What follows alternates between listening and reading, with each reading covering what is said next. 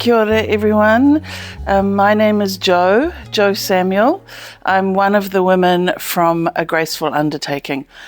We've got some slides to share with you and a story to tell you perhaps about a little bit about ourselves and who we are and why we're doing what we're doing. There are some familiar faces here today. I can't quite connect in my brain where I know you all from, but it's good to see you and thank you for coming. So, to tell you our story a little bit, we are A Graceful Undertaking. On this side, managing the slides for me is one of the other women that was involved in starting this service, Jo Moslin. And we have another one of our team members here, Sue Bell. Thanks for coming along, Sue. So we started as a group of 3 women, and now we are a team of 6. So these 3 women on this side, just by coincidence, are the women that started A Graceful Undertaking.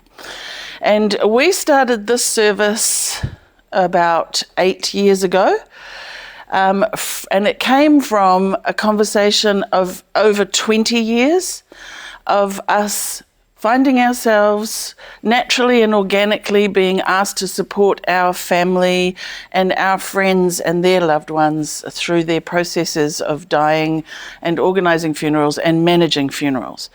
And during those 20-odd years where we would often go camping together at Mimi Whangata over the summer and talk about our lives and what did we want to do with the rest of our own lives, the kind of topic came up about what did we want to do. And over those 20 years, we kept feeling that what we wanted for ourselves and our loved ones didn't appear to be available and on offer from the existing services. So after 20 years of talking about it and only getting older, we thought to ourselves, well, either we're going to do something about this or we're going to actually spend the rest of our lives wondering whether this would have been a good idea. So we started A Graceful Undertaking, and it feels very much for us now that we were right, that other people wanted what we wanted. And fundamentally what we wanted was something that took a more natural approach, that had a more relaxed and informal feel to it, and didn't have the enormous disconnect, allowed us to feel more connected with the people that we're working with. So, we've got a kind of suggested program here that I talk for a while and then you might ask questions. But I would like to invite you as we go through this, whatever it is that comes out of my mouth this morning, as we go through that, if you have questions, that you just ask them as we go. Just do feel free to interrupt me. Do feel free, please, to question me and challenge me about what I'm saying. And if I'm not being clear enough, or something sounds strange, or a question pops into your mind, please feel free to just put your hand up and flick it at me as we go along, because I often feel that we get a more dynamic conversation happening if we can be responsive, rather than you thinking you've got a question and you have to just hold it for a while. So on that note, has anyone got any questions? Okay, but do feel free as we go. Okay, let's go.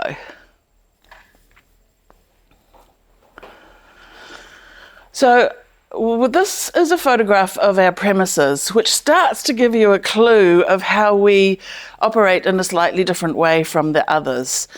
This building, when we first found the property where we are now, which is just about 4 kilometres from the Tikiponga roundabout, this building was a beginning to fall down herringbone cowshed. And we thought, because of its position and its location, that it was going to make the kind of premises that we were looking for, which was something smaller, something in the country, something with green around it, something in an environment that feels a little bit more relaxed. So you can tell it was a cowshed because of these double steps here that went into the vat room. When we did the rebuild, we had to demolish the building back to the edge of the vat room and rebuild from there. And the builders really wanted to remove these steps. Several times they raised it with me. Oh, get rid of those steps. And I was like, no, we have to keep the steps. Because even though now they serve quite well for children to play on, and not much else, but they do tell us what this building was. And so for me, that was important to maintain that. So this building contains our office in what was the vat room. And then Joe here is standing on the veranda in the middle of the building is what is our family room. And then as we go along through here, in this part of the building is what is technically called our mortuary and where our cold room is. And then at the far end here, we have vehicle access to the building and casket storage and so on. So it's fairly simple.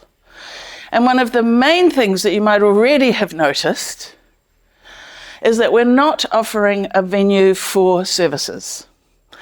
And we made quite a conscious and deliberate decision about that. And that was because for us, everything that we do at a funeral needs to capture and express something about the person that we're gathered to remember and honour, right down to the venue. And for us, it feels slightly discomforting that our community is getting used to going to certain places to hold funerals. And those are places where we don't go for anything else and we don't have any relationship with for any other reason. So for us, when we're talking to a family... Thank you. So for us, when we're talking to any family, it's starting to have a conversation with them about where is the right place for this funeral? Where did this person like to go? What did this person enjoy doing? So it might be the Barge Park rooms, it might be the room at the crematorium if we're having a cremation, it might be the Glenbervie Hall because they used to go there to line dance and loved it or something like that. It might be the Onarahi Yacht Club because they were an ex-harbour master or had sailed the world or something. So there we have a venue where the tide is actually splashing right in there.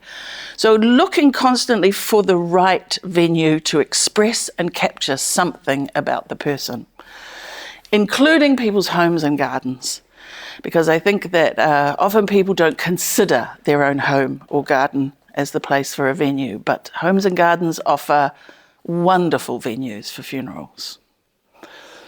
Okay. So we have two slides in here that have got words on them. This one is the one that talks about the principles that guide our practice. And these are principles that really do guide everything that we think about and everything that we offer. The first one here, death is part of life. Coral just said to me this morning, we're born to die. And the next one, that family and community have the right to choose to care for their dead. You know, over the last century and a half or so, we have become very disconnected from the processes around death and dying. And I am talking from my own Western culture perspective here. I do very, very firmly believe that here in New Zealand we have been enormously fortunate to have the model of tangata whenua to show us as a culture that there is a different way of doing it. And I think that the impact of how tangata whenua takes care of their processes around death and dying are really starting to show in the way that the non-Māori community, in particular the Western community, is responding. But we definitely do feel that the disconnect that has been developed over the years, that someone dies and the funeral directors come and they take the body away and then you have to go maybe somewhere to go and see them for a wee while or whatever, that has separated us from the processes that happen and from the person who's died. So this one for us is really important. Family and community have the right to take care of their own dead, right down to the fact that you as individuals can organise everything yourselves about your funeral if you choose to. You don't need people like us if you choose to. And that right needs to be defended and maintained. That the bodies of the dead can be cared for naturally. Some of our after-death care practices are really not environmentally friendly or sustainable. And we do believe, and that is our practice, that we can care for bodies naturally. For us, that means that we do not automatically embalm. We embalm when it is necessary, and necessary for us is really about when something is going wrong inside a body that is creating a problem. And for us, that's looking somewhere around about maybe 8% of the time, which gives us well over 90% of the time when we can care for a body completely naturally. If we're not going to embalm, we must keep the body cold. Can you explain what you mean about when something is going wrong? So there are some unpredictable things. The question there was, can I explain what I meant by when something is going wrong that then would perhaps necessitate embalming? There are some things that can happen very quickly, and it's very unpredictable inside a body that will begin to cause rapid decomposition internally. And then you'll start to see a buildup of gases, and you'll start to see swelling, and you'll start to see a discharge of unpleasant fluids, particularly from the mouth. So it's not predictable. You can't look at a person before death and say, oh, this one's going to... It doesn't work like that. It's just like case by case. There are one or two illnesses that seem to lead to these kinds of issues. Pancreatic cancer is one of them. However, to put that aside, because that sits in that, that small percentage, and when that's happening, we will respond and we will organise for our body to be cremated in consultation with the family. When that happens, a family then has two choices. They can either decide to have their person embalmed, and we will organise that, or they can choose to move very quickly, to bring everything forward and move very quickly towards disposition of the body. But the larger amount of time, the 90% of the time, allows us to look after a body completely naturally. So when a body is in our care, to keep them cold, we have a cool room. And when a body is at home, we have two methods that we can use to keep the body cold at home. We can use sealed packs of dry ice, and we also have a cold pad that requires a power supply, and the surface gets cold enough for the cold to come right up through the bottom of a casket into a body and keep it cold at home. So we do believe that it is possible to care for our bodies naturally. This next one here, family-led death and funeral care, lays the best foundation for healthy bereavement. We have seen numerous examples of this. There has become a tendency to allow funeral directors to remove the body from the home or wherever death has occurred, and then say to families, we will take all the jobs away so that you can be left without things to do, but just to allow you to grieve. And we actually don't feel comfortable with that.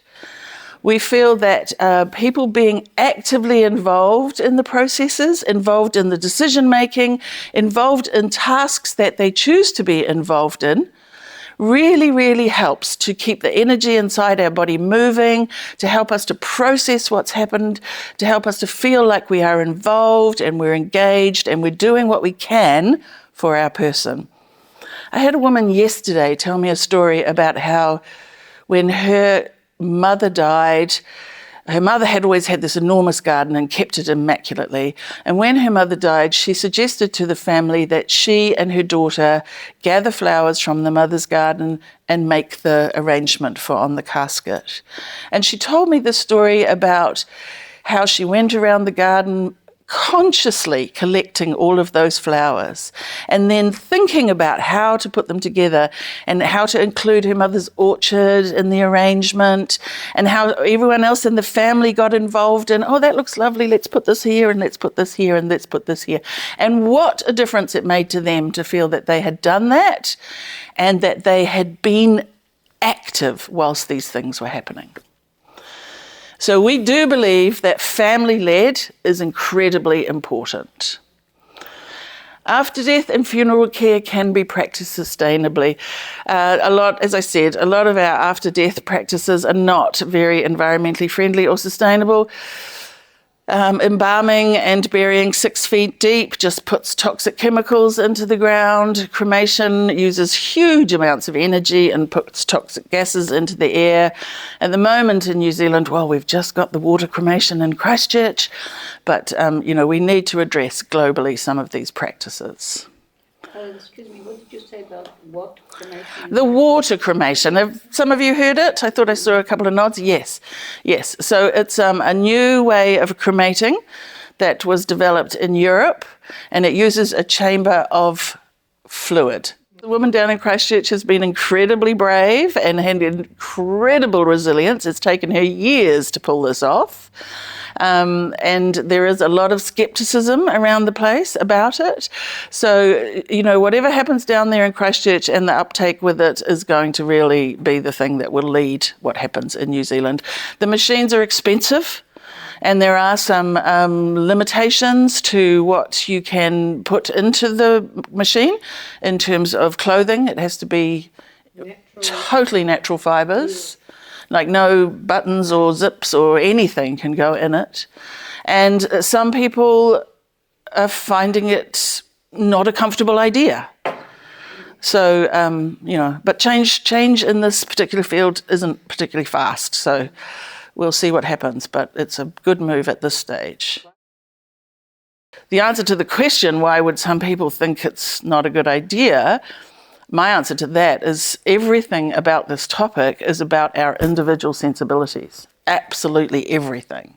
So, I'm standing here talking from my point of view and the things I feel work and believe in. But that's because this is my point of view, basically. Every decision that every family makes is based on their own particular sensibilities and what feels right for them. And in America, they've developed human composting as well as a way to dispose of bodies. So globally, we've got this massive issue of space. We can't afford to keep dedicating space to cemeteries. So a lot of this is in response to that. We've got to get a bit smarter about this. So in America, they've developed, all over America, various places and people have developed a very effective way of composting a human body so that at the end of it, you're left with a cubic metre of usable compost. What a great idea. Yeah. Yeah. Okay, so then the last one up here is that all personal beliefs and choices are respected. We always say to families, when you're making decisions about what you want to do, your guide is that it feels right for you. If it doesn't feel right for you, don't do it. So therefore, whatever is right for you, whatever your beliefs are, whatever your needs are, is right.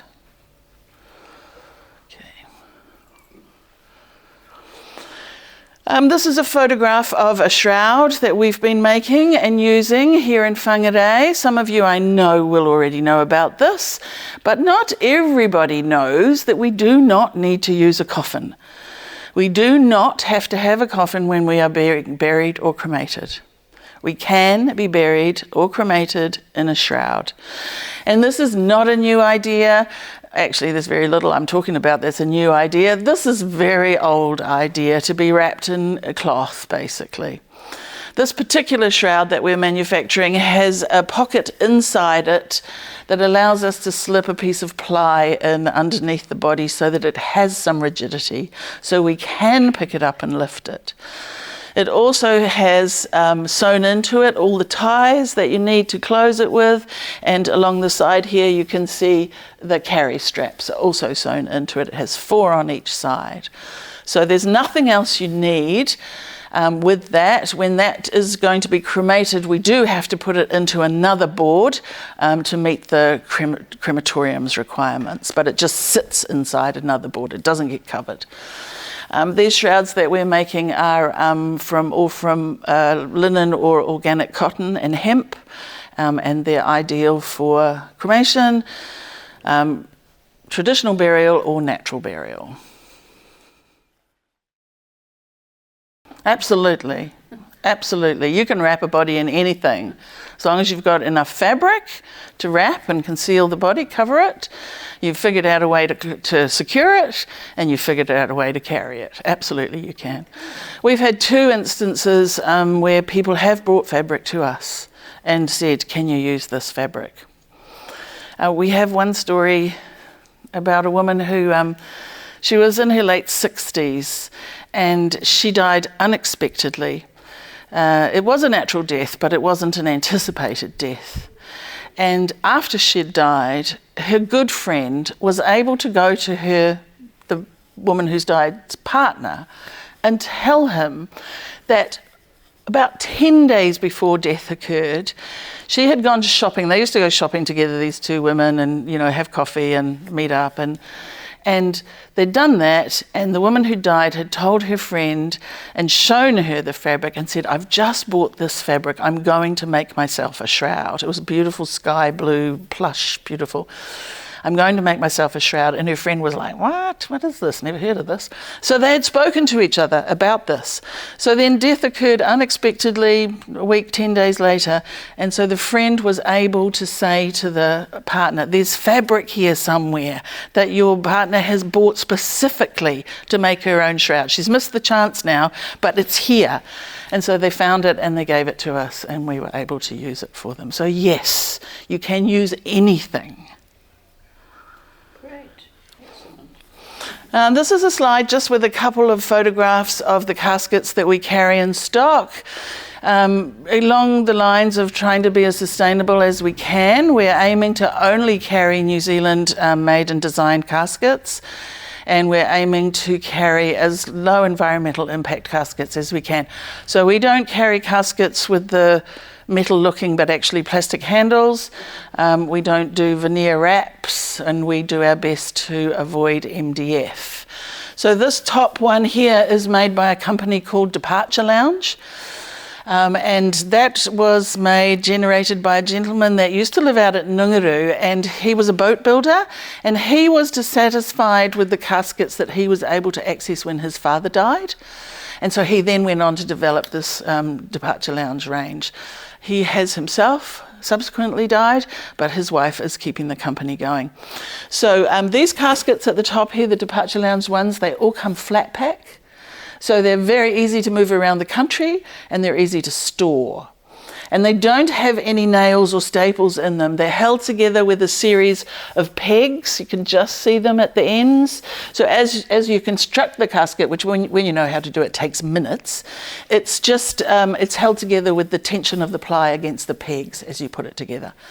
You can get this range with, I think there's about 12 different designs on it. We stock 3 of them. And you can also get it without a design on it. This bottom one here, I just made the comment about MDF. This bottom one is the only casket that we carry that does contain MDF. And we've included this one because this is the one that we offer as a rental casket. So a whole lot of what we want to do when we give these kinds of talks is not to convince you to come and use our service, but to help you know about the range of options that should be available to you. So this rental casket, how this works, this is a Remu veneer casket. So this is New Zealand Remu, veneer over it, solid Remu handles over an MDF case. And inside there is a very thin MDF liner that fits inside the casket, and the body goes into the liner. So whilst you're having your service or people around, you have the whole casket.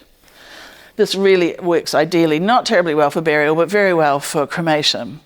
Then after the service, when everyone has left, we will go into the operating part of the crematorium, open the casket, lift the liner out, and then the liner with the body in it is what is going to be cremated. And then we'll take the casket back to our premises. We'll keep it open. We'll put some rosemary in it. We'll smudge it. We'll check it, make sure it's still in good condition, and we can reuse it. So this means that we've got something relatively cost effective. It's just over $1,000 to use it as a rental. It doesn't matter whether people choose the rental or not. It's not important to me what we think about it. What is important to me is that we have it as an option. People are choosing this option sometimes for financial reasons, but often they're choosing it for purely environmental reasons. So there's just 2 there. You can see them all on the website. They're there, what we offer.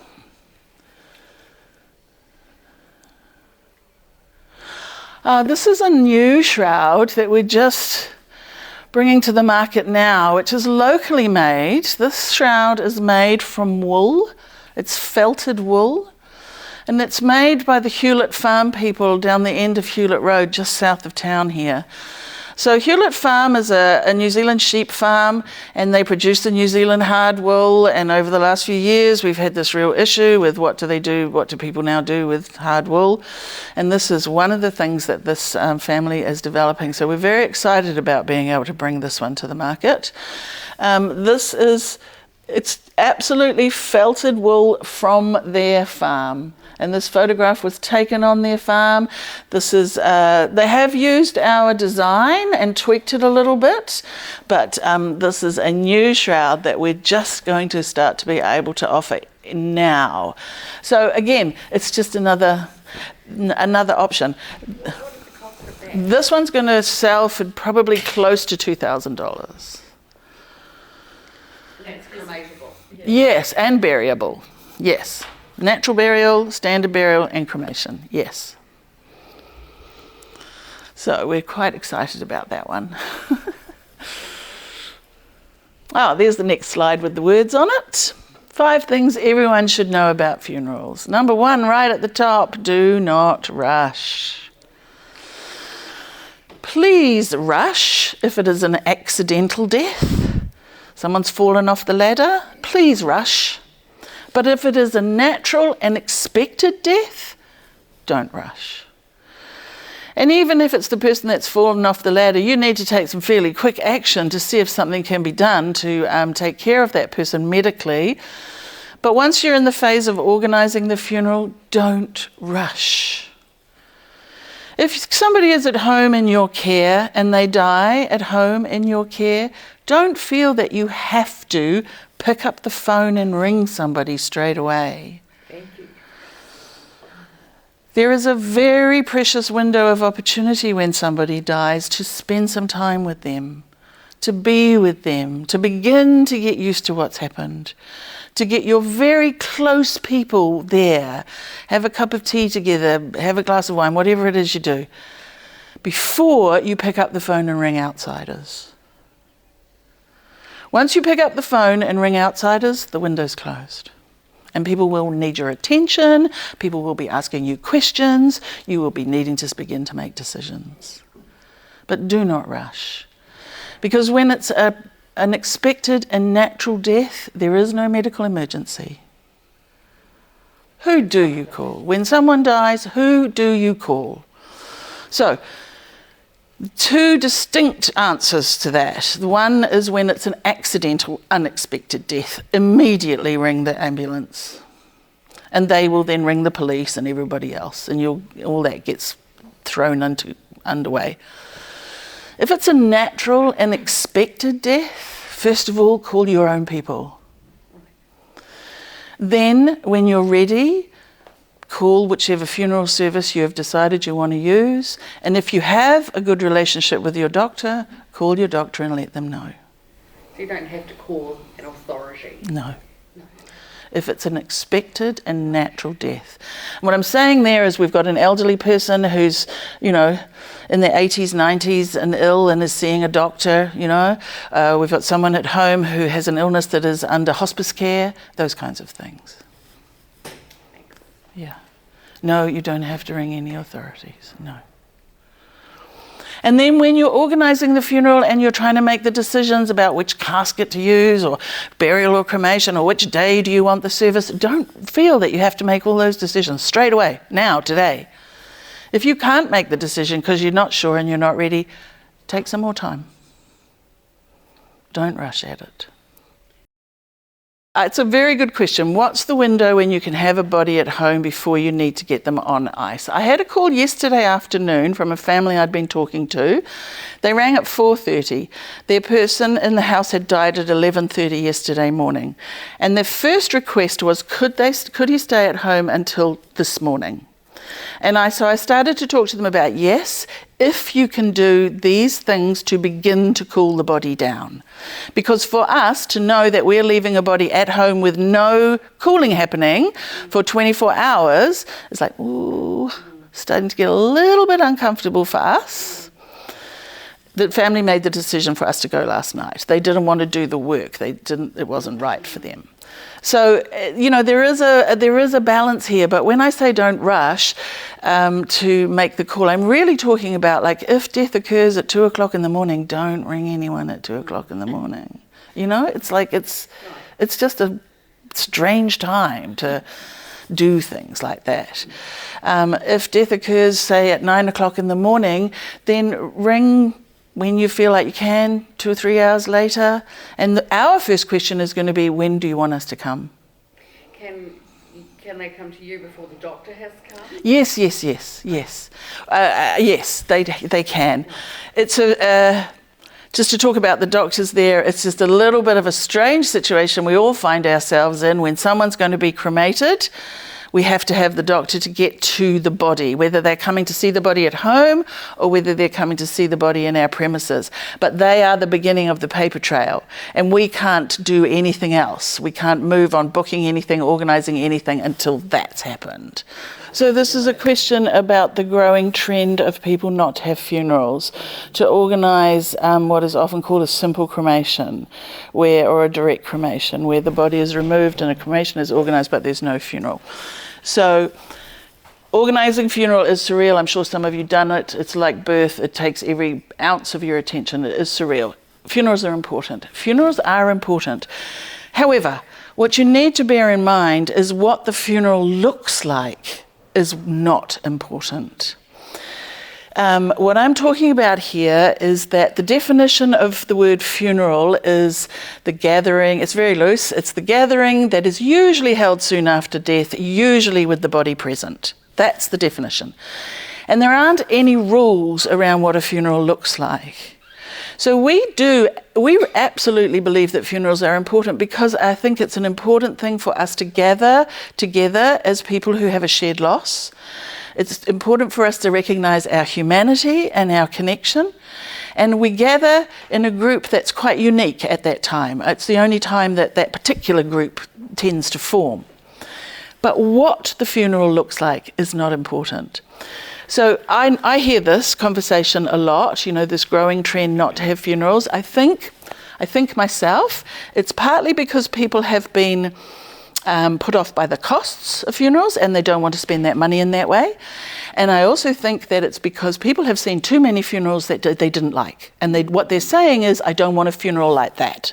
That's what they're actually saying.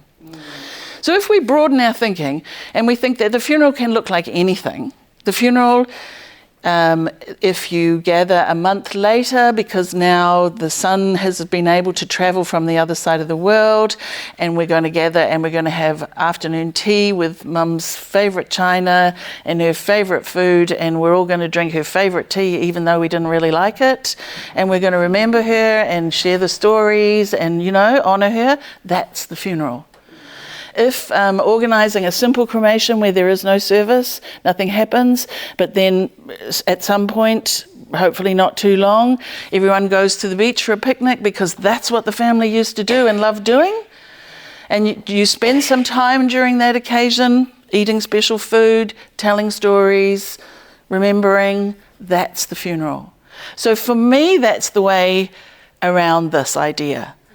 We don't want a funeral that looks like that costs that. Fair enough. But let's understand that we can make it look different. It can be different. So yes, I think that we do believe that they're important, but we don't think it matters whether they're in the church or they're 500 people or they're 5 people or, they're on the beach. As long as we gather to say to each other, well, cheers, Mum. Thank you. We recently had a woman she had a big plan for a funeral, and then the people that she wanted, it was going to be at home and she had it all sorted out, but then the people that were the key players, they got called away to England to another death, and so they weren't going to be around. So she made the decision to shift all her plan, and she died quicker than was anticipated, so they organised the cremation, and they had, I think there was about a dozen people went to the crematorium. And then they already had planned that weekend, was already in place. This woman had a lot of clothes She'd travelled the world and she had a lot of clothes. And they already had organised a gathering of all the friends to come on the weekend, I think it was on the Sunday, to share her clothes out. And so they carried on with that, and they used that as their funeral. So it is about broadening what we think it means, I think. This is my favourite. Funeral directors are useful if you want to delegate, but they are not in charge. You are. We are responsible for the work that we do, and we are responsible for offering you the best of our professional opinion and guidance, but we are not the boss of the situation. I recently spoke with the family and they were asking me, well, how long do you need to organise a funeral? I was like, no, can you think about just flipping that question over? How long do you as a family want before we have this funeral?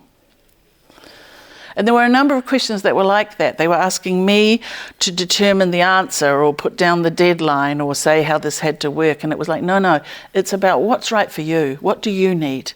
It's our job to listen to what you need and then to set about making the best possible plan to make that come to fruition. If we think that what you're suggesting is not sound or is risky, we're going to speak up and we're going to make some other suggestions. But it is not our job to take the lead. It is our job to listen to what your family is saying and then figure out how to make that work. And then the last one up here, help carry the coffin. I'm sure several of you have already carried coffins, but I do still hear the conversation about, oh, well, it has to be men, and oh, well, it's got to be, those 6 of them will do it there, and the same ones and the same ones. It's like, if you ever get offered the opportunity to carry a coffin and you're considering it, seriously consider it. And because it's one of those tasks that you get one crack at it, it doesn't happen again. And there is something very profound and visceral, I think, that happens in our bodies when we feel that weight and carry the coffin. And we'll often say to families to remember that this is not, the tradition has become that the men do it, but let's break that down a little bit more. Anyone who needs to be carrying needs to carry. And there's generally more than one opportunity to do so. There's generally at least 2, if not more, to carry the casket into a venue and out of a venue, or into a vehicle and out of a vehicle, or whatever. So, and it doesn't have to be the same people every time. But I have heard people say, oh, I didn't want to do it and I wish I had. So it is a thing to do. This is a photograph of my mother's funeral in my garden in Nungaru. This is just here because my mother had a rocky year with her own health and then was suddenly given a terminal diagnosis when she was in the base hospital. She went to hospice into the inpatient unit for 3 weeks because my family was all over the world until we could get ourselves organised, and then she came to my home in Nungaru for the last 5 weeks of her life, and she died at home, and we had the service at home, and she left home in order to go. We took her to the crematorium. This was all that she wanted. I'd spoken with her about it. This was how she wanted it. I lived at that time in a very small house on a steep slope in Nungaru, and I was like, oh, how is this going to work? How's the parking going to work? How's the house going to work? The garden's not very big. It was the 23rd of December. It was very hot. So we organised some more shade sails in the gazebo and da. But what I know from this experience and from seeing it since then is that gardens and homes make very, very good venues for funerals. And they do so because it's an environment where you are more relaxed, where you are more comfortable, and because you're familiar with it and it's a familiar space. And they represent everything about you and your people. And homes have this capacity to stretch their lungs and accommodate what needs to happen and then to settle back down again afterwards. And you can see, I've got people up on the stairs here so they can see, and my mother's out here under the gazebo. And I wouldn't change a thing about it, not a thing. So this is just another photograph of my mother. My mother at her funeral. You can see this is my colleague Joe, and myself, and this is Jules, who's the other three of us started A Graceful Undertaking. This is my brother and sister. My mother was in a shroud. It was the first time that we had used a shroud because she'd been terminal and we knew what was coming. I had the opportunity to have several conversations with her, and one conversation one day I had with her was like, okay, Mum, if you want to, we could talk about what kind of coffin you want. And straight away she said to me, I want a shroud. My friend's having a shroud, I want a shroud. Can we do that? I said, yes, we can do that. This is way before we had A Graceful Undertaking, and Jo, bless her, found a pattern for a shroud online and bought some calico and sewed one up for us, and that's what we did. And what's the kind of script? So at the time, because this is before we were off the ground, this is the bearer. I mentioned before that with the shroud we have to put it into another board for cremation. My mother was going to be cremated. So this here is the bearer that the shroud is just sitting in. And the purpose of this fundamentally is so that up at the crematorium we have a smooth base and we have solid ends for the operator to push on. Okay. Right. But the shroud and the body is just lying inside it. Yeah. And for me, and again, I've said that everything about this is about personal sensibilities, and so I'm speaking now very much from my personal experience. I did not realise until afterwards the difference that shroud made for me. For me, as her daughter, and having cared for her and looked after her at home, I could always see it was my mother's form. And I never had to close a box. And in retrospect, I realised how valuable that was. To me.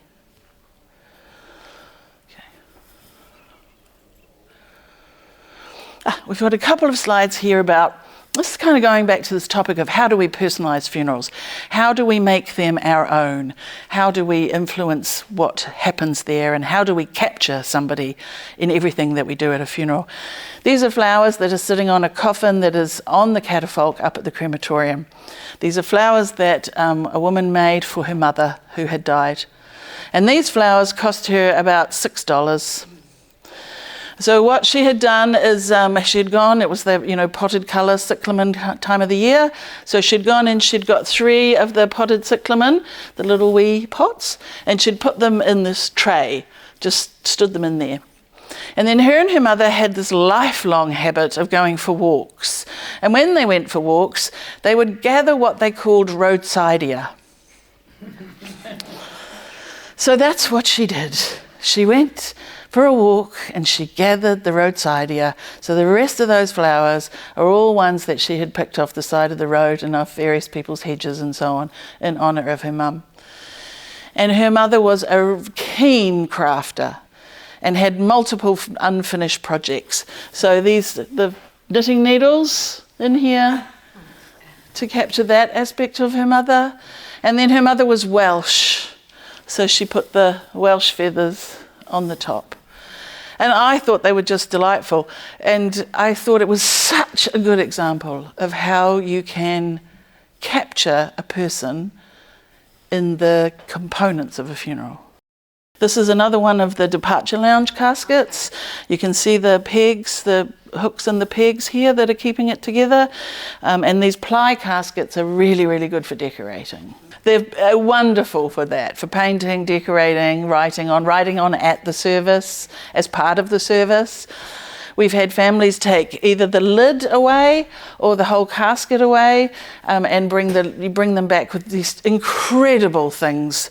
We had one woman, I remember, she was just over 100, and the family took the lid away, and when it came back, it had this like word and picture story from the foot end to the top of her life. Wow.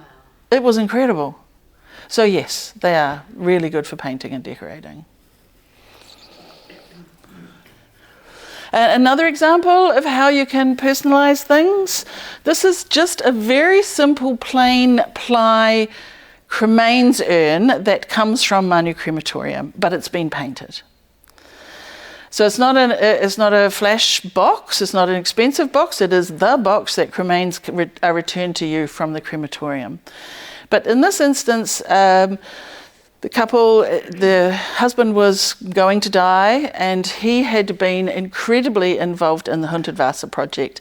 And in fact, his wish had been to live long enough to be there for the opening of the project. He didn't make that. But prior to his death, his wife had spoken to us more than once, and she had then spoken to us about could we get the Hundertwasser design put on the ash urn for him. And so what we did at the time, this was before it was opened, we got in touch with the Hundertwasser project, with one of the people that was a key player that we happened to know, and told them what we were looking to do. We didn't want to just get anyone to do the painting if it was going to be Hundertwasser. We wanted it to be acceptable to the project. So that's why we did that. And they put us in touch with a woman who still lives in town, but she did the painting on the wall in front of the Whangarei Primary School up in the Regent, the low wall. And so they directed us to her. So we got in touch with her, and she, out of the goodness of her heart, we delivered it to her. Didn't take her very long, maybe a week or so. She had it ready and gave it back to us. And of course, she didn't want to charge anyone anything. And that's a few years ago now, but I know that this object with the cremain still in it is still sitting in the house. And that was very important for that particular family. So a very simple way to deal with it. We've also had families take these boxes and stick pictures all over them and decorate them like that. So it's just sowing seeds of how do we make this our own? How do we be creative about this and claim this? So you can get the box in advance? Yes. We've always got them, and we'll always slip one to you or whatever, so you can do something with it. How big is it? I think it's about 21 centimetres, about maybe 12 high and 14 wide, something like that. I think we're nearly at the end, aren't we? Oh yeah, so now we've just got a few slides that are really connected with the natural burial ground. I'm kind of probably thinking that most of you here do know that we have a natural burial ground in Whangarei. Yes, but I want to know more about it. Okay, so there are still a significant number of people that are not aware of the fact that we have this beautiful natural burial ground here in Whangarei. It's up at Manu, it's part of the Manu Cemetery. It was the first one in New Zealand to be put inside the mature trees. There is now one down at Mangawhai that's also inside trees, but not quite as big and dramatic as the Manu ones. So natural burial is a global movement. As I said before, we've got this issue of the space that cemeteries are taking up over the world. And one partly in response to that has been to look for other ways and places where we can bury and not be creating these big lawn cemeteries with rows and rows where that land is not now, that's what it is forever then. So there are a number of different natural burial grounds in New Zealand. I think there's 21. And there are a huge number globally. So the idea of the natural burial is that you are putting the bodies into shallow graves, what is called a shallow grave, in that it is only about 900 mils deep. It's just under 1 metre deep. So you're putting the body into the active soil layer, where anything that is left in the body can be used by the microorganisms and then used by the trees. Those of you who have been to burials and maybe are gardeners, you'll know that a 6-foot deep grave is way down there in the hard clay, and there's nothing happening down there. It's going to take a long time for those bodies to decay. Research is showing that bodies in the shallower graves are decaying within sometimes 6 months. So here in Whangarei we have this beautiful natural burial ground. Stephen Jenkins from the council is going to be giving a talk on that this afternoon that we'll also support him in.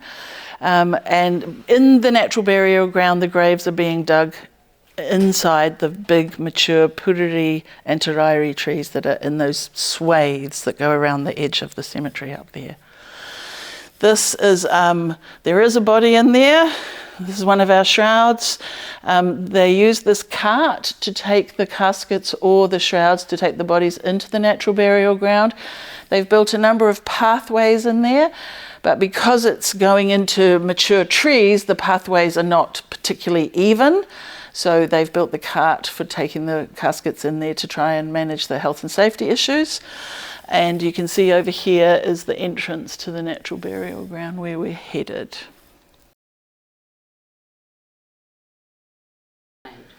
Technically, no.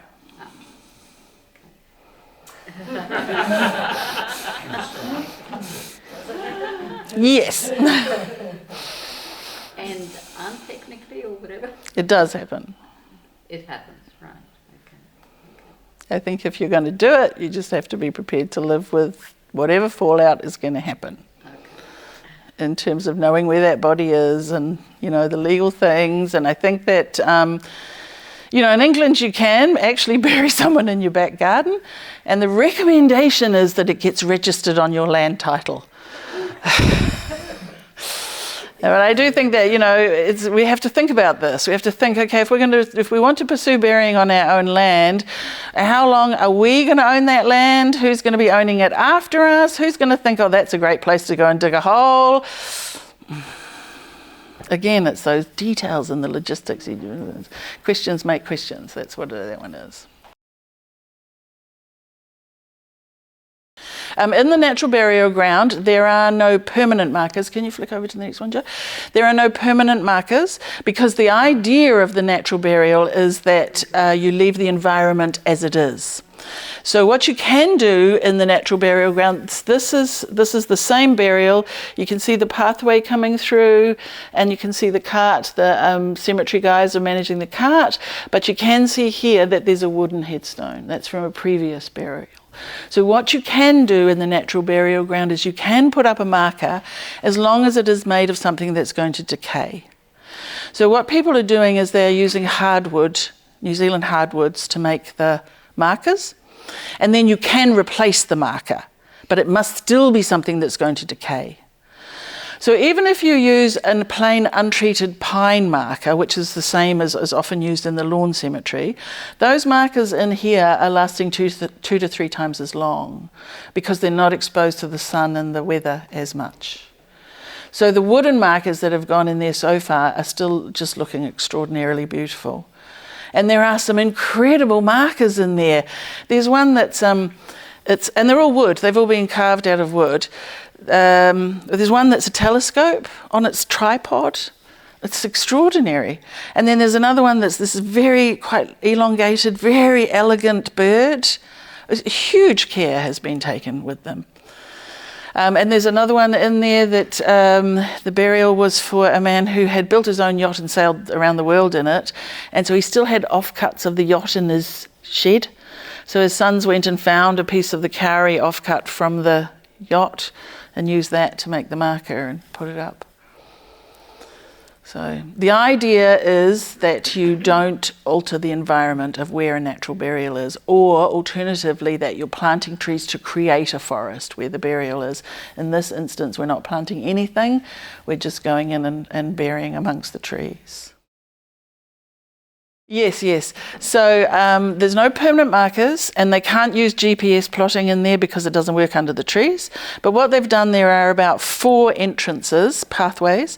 So just inside each pathway there's a post and on it has the 4 directions and on top is a compass. And so each, compass markings. And so each grave is plotted from those markers. This is the grave that we were headed for. I was totally struck by this enormous puriri tree, which you maybe can't quite get the feel of it in this photograph, but it's literally like reaching out and embracing the grave that's at the bottom of the tree. It's just an incredible feeling when you're in there, and it's just extraordinary. You can choose an area. Right. You can't say, I want here. You can pre-book and you can choose an area. Right. But you can't say specific because they have to choose the next best space amongst the roots and the rocks. So you can say, I'd like to be in that area. Yeah. And they have got a lot of pre-bookings for in there. But it's extraordinary. It's absolutely extraordinary. So you can't be embalmed to go into the natural burial ground, and there are conditions on the casket or the shroud that is in use. It has to be, again, all material that is going to decay and is going to be useful to that environment. And there is the shroud sitting on the sticks just before we lowered her into the grave. So yes, that's just a little bit on the natural burial ground. I think we were very fortunate when we started. We were right on when they started the natural burial ground, and it fits absolutely with our practices and ethos. There is a myth that circulates that natural burials are more expensive, but they're not. They're the same price. There's no reason why they should be any more expensive.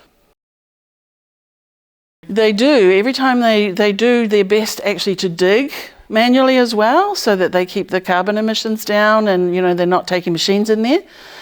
So they do dig manually as well. And what we notice, you can see here the shovels. There's 4 shovels in there. They always put the shovels in there. And what we've noticed is that these graves, because they're not intimidating, when you stand on the side of these graves, they're not intimidating, because if you had to get in it for some reason, you could get out really easily. And what we've seen is that families start filling and then they don't want to stop until they've finished. I know that often happens in a standard 6-foot grave as well. Families don't want to stop. But in this instance, somehow it kind of feels like it's families who have clearly been saying to us, no, we don't want to backfill. We'll just do a little bit, but we don't want to backfill. But they'll do it. They'll finish the job. Bring out the inner gangster. Yeah. But if they don't do it, then the council guys are always in there and they'll do it. They'll just go in straight away and fill it.